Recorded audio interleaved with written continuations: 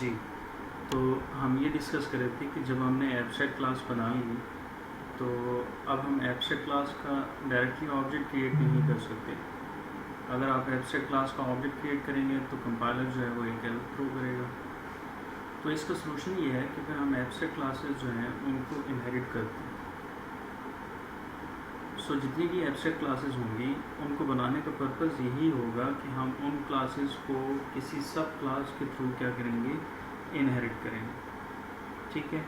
सो हमने previous example में देखा कि एम्प्लॉई क्लास जो है उस क्लास को हमने एब्स्ट्रैक्ट कर दिया है, और जब हम उसका ऑब्जेक्ट क्रिएट करते हैं मेन में तो प्रॉब्लम है। सो उसका सोल्यूशन ये है कि हम क्या करेंगे कि सैलरी क्लास के अंदर एम्प्लॉय की क्लास को हम क्या कर लेंगे, एक्सटेंड कर लेंगे, यानी इनहेरिट कर लेंगे। और जो सैलरी क्लास है उसके पहले वाले ही फंक्शंस हैं जो हम प्रीवियसली डिस्कस कर चुके हैं, इसमें कोई नई चीज़ नहीं है। ठीक है। जो डिफरेंस है वो ये है कि अब जो है वो हम सैलरी क्लास का ऑब्जेक्ट जो है वो उसी तरह से क्रिएट कर रहे हैं तो सेम आउटपुट आएगी, और एम्प्लॉय क्लास का भी एक रेफरेंस वेरिएबल में क्रिएट कर रहा हूँ, लेकिन एम्प्लॉय क्लास का रेफरेंस वेरिएबल है, ऑब्जेक्ट नहीं है। तो इसका मतलब है कि जो एब्स्ट्रैक्ट क्लासेस हैं हम उनका ऑब्जेक्ट तो क्रिएट नहीं कर सकते, लेकिन हम उनका रेफरेंस वेरिएबल बना सकते हैं जिसमें हम चाइल्ड क्लास के ऑब्जेक्ट्स का रेफरेंस जो है वो स्टोर कर सकते हैं। सो सिंपल इसकी मैंने पेरेंट क्लास का एक रेफरेंस वेरिएबल बनाया और उसमें अगेन जो है वो सैलरी क्लास के ही ऑब्जेक्ट को क्रिएट कर लिया। सो सेम इस केस में आउटपुट आएगी जो कि हमारा प्रीवियस केस था। सो यहाँ तक जो है वो हमने बेसिक कॉन्सेप्ट को डिस्कस किया है, जिसमें हमने ये सीखा है कि किस तरह से हम एक क्लास को एब्स्ट्रैक्ट डिफ़ाइन कर सकते हैं, और हमने ये पढ़ाया है कि उसके लिए हमें जो है वो क्लास से पहले एब्स्ट्रैक्ट का कीवर्ड लिखना पड़ेगा। और जो सेकंड पॉइंट हमने डिस्कस किया वो ये है कि जब हम किसी क्लास को एब्स्ट्रैक्ट बना लेंगे तो उस क्लास का हम ऑब्जेक्ट क्रिएट नहीं कर सकते। अब यहाँ पे एक क्वेश्चन है और वो ये है कि अगर हम एब्स्ट्रैक्ट क्लासेस के ऑब्जेक्ट क्रिएट नहीं कर सकते तो जो एब्स्ट्रैक्ट क्लासेस हैं हमने उनमें जो मेथड बनाए हैं हमें उनका कोई बेनिफिट नहीं है। ठीक है। तो फिर हम एब्स्ट्रैक्ट क्लासेस बनाते क्यों हैं? तो उसका सिर्फ सिंपल सा आंसर है वो ये है कि जो एब्स्ट्रैक्ट क्लासेस हैं उनमें हमें एब्स्ट्रैक्ट मेथड बनाने चाहिए। ठीक। अब एब्स्ट्रैक्ट मेथड्स क्या होते हैं? एब्स्ट्रैक्ट मेथड्स जो हैं वो ऐसे मेथड्स होंगे जिन मेथड्स के अंदर जो है वो फंक्शन की डेफिनेशन जो है वो एम्प्टी होगी, यानी उस फंक्शन की डेफिनेशन नहीं होगी, बॉडी नहीं होगी उस फंक्शन की, से जो है वो उसकी हम प्रोटोटाइपिंग करेंगे। सो इन शॉर्ट हम ये कह रहे हैं कि मैं एक एब्स्ट्रैक्ट मेथड बनाऊंगा। ठीक है। तो उसके लिए मैं क्या करूँगा कि उसके शुरू में मैं एब्स्ट्रैक्ट का कीवर्ड यूज़ कर लूँगा, इससे एक मेथड जो है एब्स्ट्रैक्ट बन जाएगा। और इससे होगा ये कि जिस क्लास के अंदर मैंने एब्स्ट्रैक्ट मेथड बनाया होगा उस क्लास के लिए ज़रूरी है कि वो क्या हो, एब्स्ट्रैक्ट क्लास हो। तो जो दूसरी चीज़ मैं आपको बता चुका हूँ वो ये है कि ये जो फंक्शन है इसकी कोई बॉडी नहीं होती, इसका सिर्फ क्या होगा, सिग्नेचर होगा, यानी उसकी जो बॉडी है वो ब्लैंक होगी, वो एम्प्टी होगी। अब क्यों एम्प्टी होगी? बिकॉज हम ये चाह रहे हैं कि ये जो एब्स्ट्रैक्ट क्लास है इस क्लास में हम जो है वो बिहेवियर को इम्प्लीमेंट करें, और जो चाइल्ड क्लासेस हैं उनको रिस्ट्रिक्ट करें कि वो इस स्पेसिफिक बिहेवियर को इम्प्लीमेंट करें। यानी इन शॉर्ट हम ये कह रहे हैं कि एब्स्ट्रैक्ट क्लासेस बनाने का हमें फ़ायदा ये होगा कि हम उसमें एब्स्ट्रैक्ट मेथड बनाएंगे और मेथड बेसिकली बिहेवियर होगा, और उस बिहेवियर को जो चाइल्ड क्लास है वो अपनी मर्जी से क्या करेगी, इम्प्लीमेंट करेगी। ठीक हो गया? यहाँ तक बात समझ आ गई? सो यहाँ पे हमने किया ये है कि एक एम्प्लॉय की क्लास बना ली जो क्या थी, एब्स्ट्रैक्ट थी, और जो कंप्यूट पे का मेथड था उसको हमने क्या कर दिया, अब एब्स्ट्रैक्ट कर दिया। क्यों? क्योंकि जो पे है उसकी जो इम्प्लीमेंटेशन है वो हर ऑब्जेक्ट के लिए क्या होगी, डिफरेंट होगी। सो ये रन टाइम पर डिसाइड होगा कि जो है वो कंप्यूट पे का मेथड जो है वो चाइल्ड क्लास में किस तरह से इम्प्लीमेंट हमने कर दिया। तो अब ये जो क्लास है ये एक एब्स्ट्रैक्ट क्लास है और इसमें क्या है, एक एब्स्ट्रैक्ट मेथड है, और एब्स्ट्रैक्ट मेथड जो है वो यहाँ पे हमने क्या कर दिया, उसकी सिर्फ प्रोटोटाइपिंग की है और इसको जो है वो क्लोज कर दिया, इसकी बॉडी नहीं है। तो अगर एक फंक्शन जिसके शुरू में एब्स्ट्रैक्ट लिखा हो और उसकी जो है वो बॉडी ना हो तो उसको हम क्या कहते हैं, वो एक एब्स्ट्रैक्ट मेथड है।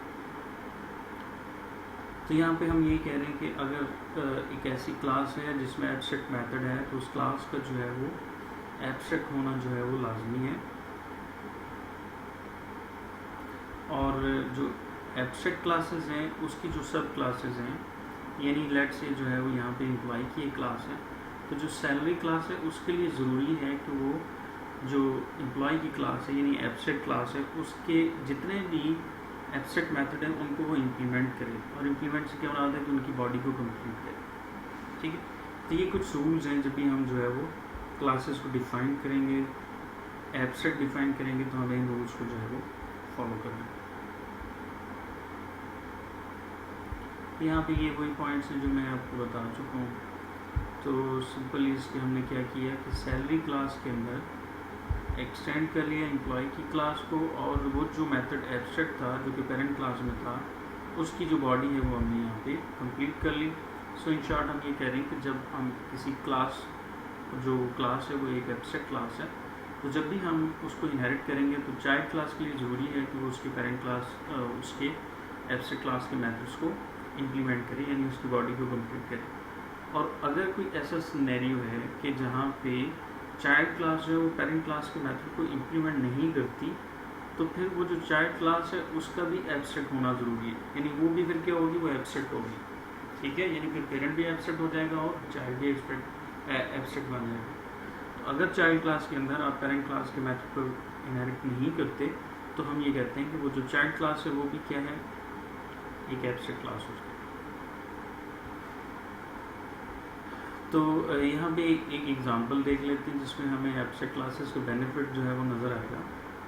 तो लेट्स सपोज हम ये कह रहे हैं कि हम जो है वो शेप्स ड्रॉ करना चाह रहे हैं, और कौन कौन सी शेप्स हम ड्रॉ करना चाह रहे हैं, हम रेक्टेंगल एक ड्रॉ करना चाह रहे हैं, इसी तरह से जो है वो हम सर्कल ड्रॉ करना चाह रहे हैं। ठीक है, तो अगर मैं रेक्टेंगल ड्रॉ करूँ या सर्कल ड्रॉ करूँ तो उन दोनों में जो है वो ड्रॉ का मेथड होगा, उन दोनों में क्या होगा, ड्रॉ का मेथड होगा। अब जो रेक्टेंगल है उसकी जो शेप है या जो ड्रॉ मेथड है वो डिफरेंट होगा अगर मैं एक सर्कल की बात करूं, लेकिन दोनों में मेथड क्या होगा, सेम होगा। यानी दोनों की जो इम्प्लीमेंटेशन है वो डिफरेंट है, लेकिन जो दोनों का बिहेवियर है वो क्या है, सेम है। बिहेवियर से क्या मुराद है कि दोनों क्लासेस के अंदर ड्रॉ का जो है वो मेथड होगा। तो बजाय इसके कि हम रेक्टेंगल क्लास को अलग से डिफ़ाइन करें, सर्कल क्लास को अलग से डिफ़ाइन करें और उसमें मेथड्स बनाएं, हम क्या करेंगे कि हम एक शेप की एक एब्स्ट्रैक्ट क्लास बना लेंगे और उसमें एक ड्रॉ का मेथड बना लेंगे जो क्या होगा, एब्स्ट्रैक्ट होगा। अब हम क्या करेंगे कि रेक्टेंगल क्लास जो है वो शेप को इनहेरिट करेगी और अपने हिसाब से उस ड्रॉ के मेथड को वो इम्प्लीमेंट करेगी। Same is the case for circle class, कि जहाँ पे हम कह रहे हैं कि सर्कल की जो क्लास है वो भी ड्रॉ के मेथड को इनहेरिट करेगी और इम्प्लीमेंट करेगी, लेकिन वो जो उसकी इम्प्लीमेंटेशन है वो क्या होगी, डिफरेंट होगी। तो यहाँ पे हमने इम्प्लीमेंटेशन तो नहीं लिखी, जस्ट सिंपली मैसेजेस दे दिए जस्ट एक अंडरस्टैंडिंग के लिए कि जो ड्राइंग ऑफ अ रेक्टेंगल होगी एंड अ सर्कल होगी, दोनों का जो बिहेवियर है वो क्या है, डिफरेंट है। दैट्स वाई हम क्या करते हैं कि वहाँ पे उसको एब्स्ट्रैक्ट डिफाइन करते हैं, यानी उसका बिहेवियर जो है वो चाइल्ड क्लासेस अपनी मर्जी से जो है वो सेट करें। तो मैं यहाँ पे कहूँगा कि शेप क्लास का एक ऑब्जेक्ट बना लूँ और मैं इक्वल करके उसका एक सर्कल का एक ऑब्जेक्ट क्रिएट कर लूँ, रेफरेंस वेरिएबल बना लूँ, और जब भी मैं लिखूँगा एस डॉट ड्रॉ तो डेफिनेटली ये जो ड्रॉ का मेथड है ये सर्कल का कॉल होगा, बिकॉज जो शेप क्लास का एक रेफरेंस वेरिएबल एस है उसमें करंटली जो रेफरेंस पड़ा हुआ है वो क्या है, वो सर्कल 1 क्लास का एक रेफरेंस पड़ा। तो ड्राइंग सर्कल का जो मैसेज है वो हमारे इस केस में प्रिंट होगा।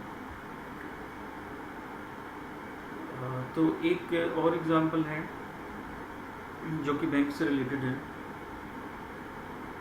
तो इस सिनेरियो में हम ये कह रहे हैं कि जो भी बैंक है उसमें क्या होगा कि उसका एक इंटरेस्ट रेट होगा जो कि वेरी करता है बैंक टू बैंक।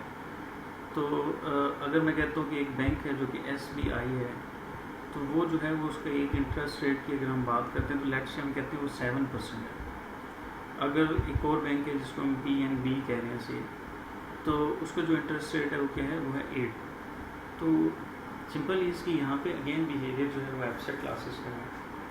क्यों? क्योंकि जो सारी की सारी बैंक जो सारे के सारे बैंक्स हैं उन सब के अंदर एक सेम मेथड है या एक सेम उनका बिहेवियर है कि उनका क्या होता है, एक इंटरेस्ट रेट होता है।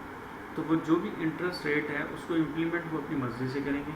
सो सिंपली हम क्या करेंगे कि एक एब्स्ट्रैक्ट क्लास बना लेंगे बैंक की, जिसमें हमने गेट रेट ऑफ इंटरेस्ट के नाम से एक एब्स्ट्रैक्ट मेथड डिक्लेयर कर लिया, और जो भी बैंक की क्लासेस होंगी वो इस बैंक क्लास को क्या करेगी, इनहेरिट करेगी और अपने हिसाब से जो रेट ऑफ इंटरेस्ट है वो सेट करेगी। सो बैंक क्लास का एक वेरिएबल क्रिएट किया, रेफरेंस वेरिएबल, और उसको हमने SBI से क्रिएट कर लिया, जो कि उसका गेट करके हम जो है वो 7% जो है वो उसका इंटरेस्ट रेट ले लेंगे, और जो सेकंड बैंक है उसकी जो है वो वैल्यू यहाँ पे क्या आ जाएगी, 8 आ जाएगी।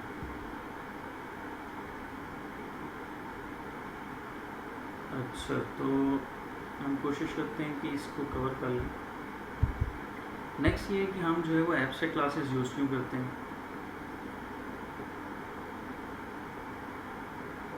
एब्स्ट्रैक्ट मेथड को क्लासेस को यूज़ करने के लिए हम यहाँ पे एक एग्जांपल देखते हैं। तो हम ये कहते हैं कि let's say we have a class animal that has a method sound and the super class of it like dog, lion, horse, cat.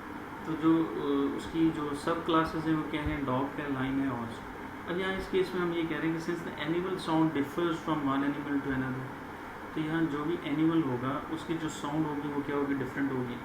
तो डेफिनेटली जो हर एक क्लास होगी like dog, lion, horse and cat, हमें क्या करना पड़ेगा कि sound का जो फंक्शन है उसको उसकी जो इम्प्लीमेंटेशन है वो क्या करनी पड़ेगी, डिफरेंट रखनी पड़ेगी। और फिर हमें चाइल्ड क्लास में क्या करना पड़ेगा, उसको ओवरराइड करना पड़ेगा। ठीक है, अब ये एक स्पेसिफिक बिहेवियर है जो कि सारी की सारी ये जो सब क्लासेज हैं उनमें जाना है। दैट्स वाई हम क्या करेंगे कि इसमें एक एब्स्ट्रैक्ट क्लास बना लेंगे।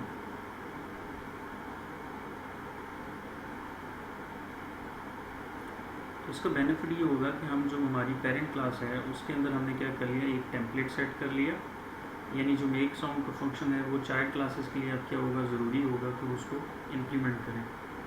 अदरवाइज जो है वो हमारे पास वो जो चाइल्ड क्लास होगी वो एक एरर क्रिएट करेगी कि आपने इम्प्लीमेंट करना है पेरेंट क्लास के मेथड्स को। तो सिंपली आप ये कह सकते हैं कि इसका बेनिफिट ये हो रहा है कि मैं एक टेम्पलेट डिज़ाइन कर रहा हूँ कि जो भी इस क्लास को इम्प्लीमेंट करेगा उसको ये स्पेसिफिक बिहेवियर जो है वो अपनी क्लासेस में ऐड करना पड़ेगा। यानी आप ये कह सकते हैं कि ये कॉन्ट्रैक्ट साइनिंग है among parent and a child class, कि जो भी चाइल्ड क्लास होगी और वो एक एब्स्ट्रैक्ट क्लास को इनहेरिट कर रही होगी,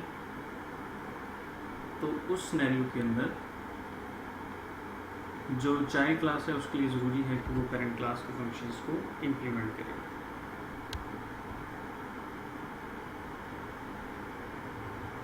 तो यहाँ पे ये कह रहा है कि since the animal class has an abstract method you must need to declare this class as abstract. ये हम पहले डिस्कस कर चुके हैं कि अगर किसी क्लास के अंदर एब्स्ट्रैक्ट मेथड होगा तो उस क्लास को लाजमी तौर पर मुझे एक एब्स्ट्रैक्ट क्लास बनाना पड़ेगा। तो नेक्स्ट भी वही पॉइंट है जो हम डिस्कस कर चुके हैं कि now each animal must have a sound by making this method abstract we made it compulsory to the child class. तो अगेन ये वही चीज़ें हैं कि जो है वो हम चाइल्ड क्लासेस के लिए कंपल्सरी कर रहे हैं कि वो क्या करें, मेथड्स को ओवरराइड करें। तो इस तरह से हम इंश्योर कर सकते हैं कि जो हर एनिमल होगा उसकी क्या होगी, एक साउंड होगी।